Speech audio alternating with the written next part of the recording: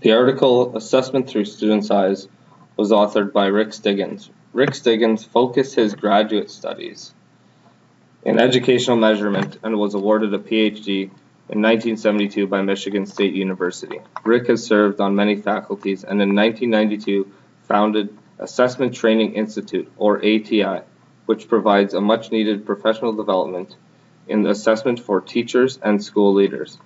The core resource in ATI professional development program is assessment for learning.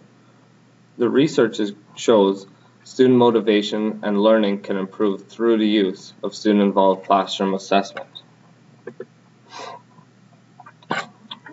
Rick's article focuses on assessment for learning. He focuses on a few key ideas. One is sharing achievement targets with students by showing them what their goal is, similar to possibly a weight loss clinic. What is your goal? 30 pounds in 6 weeks, 30 pounds in 8 weeks, whatever the achievement target is to get there. Also, student-friendly language accompanied by examples of exemplary student work. So, talking about giving kids an example, possibly a piece of paper, a visual that they can see on what is a level 4 assignment in the Ontario curriculum. Also, frequent self-assessments provide students and teachers with continual access to descriptive feedback. This is similar to what is talked about in the Growing Success document, is that feedback not only from student peer evaluated, but also descriptive feedback from the teacher. As students can chart their trajectory towards transparent achievement charts, they can increase their enjoyment in the classroom and get on winning streaks. Basically, this piece of the assessment experience Rick shows is for students on winning streaks. They feel hopeful, optimistic. That's what teachers want. What teachers don't want is a student who feels hopeless, panicked, and wants to give up. They think, I can't do this, I'm confused, I don't like this. We want to move them into putting them on winning streaks so they get more confidence. It's all good. They seek more challenges.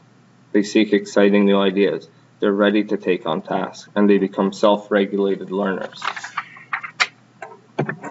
This goes in line with the Growing Success document, 7 fundamental principles. As Rick talks about, expectations are communicated clearly to students and parents at the beginning of the school year, or at appropriate times, or at the beginning of units. By sharing achievement target charts, students have a fair, transparent, and equitable for all students. They see what is expected of them and how they can get there. Also, Rick talks about providing ongoing descriptive feedback that is clear, specific, and meaningful, and timely to support and improve the learning achievement. Also, developing student self-assessment skills. Students have to learn to assess their own learning and their own specific goals and plan the next steps in their own learning.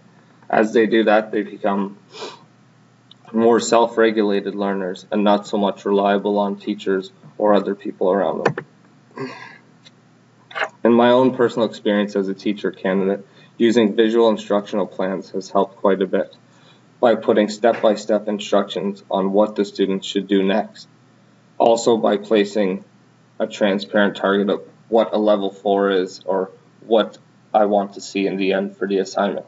All learning takes place one step at a time, thus all teaching takes place one step at a time. In addition, ongoing assessment with regular feedback increases student success. I have seen this also when I have been a personal trainer for over 6 years, is when clients come in to see me as a personal trainer, they have a goal in mind, a specific ending point, a target that they want to reach. They want to reach 30 pounds in 6 months. Then we go back and we do a diagnostic. Possibly we do a PAR-Q, which is a physical activity readiness questionnaire. Then we try to figure out the best way to start them on their workout routine. And we continue to meet once or twice a week to go over and change their routine. This ongoing assessment and trying to figure out assessment as and how we can change and alter their routine so they can meet their final goal at the time period we've suggested. This is very similar to what is going on in the classroom. We need to find out where the students are going, then we go back and we start out with an assessment for learning or a diagnostic, and we see where their learning is at, and how we can make them progress up there. Also, in the future, we need to redefine our assessment. First, we must expand the criteria by which we evaluate the quality of our assessments at all levels.